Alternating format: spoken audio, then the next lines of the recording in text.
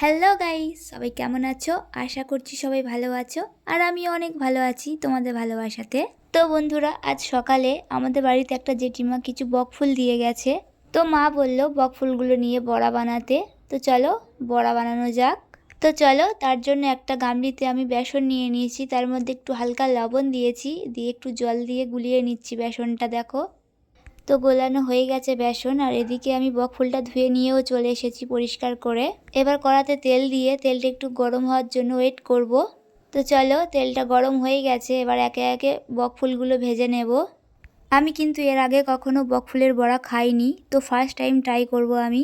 আজকের বড়াটা আমি বানাচ্ছি, তার জন্য খেয়ে দেখবো কেমন লাগে। এর আগে কখনো আমি খাইনি। তো চলো বকফুলগুলো এবার ভেজে নেওয়া যাক। তো তোমরা কারা কারা বকফুল ভাজা আগে খেয়েছো বা পছন্দ করো কমেন্টে জানাবে। আর আমার ভিডিও যদি ভালো লাগে একটা লাইক কমেন্ট শেয়ার করে দেবে। আর হ্যাঁ, একটা ফলোও করে দিও। কথা বলতে বলতে এদিকে আমার বড়াগুলোও সব ভাজা হয়ে গেছে। তো বড়াগুলো তুলতে আমার একটু অসুবিধা হচ্ছে, যেহেতু আমার একটা হাতে ফোন আছে, ভিডিও করছি তার জন্য। তো আজকেকার মতো এতটুকু। ভালো থাকবে সবাই। Good night.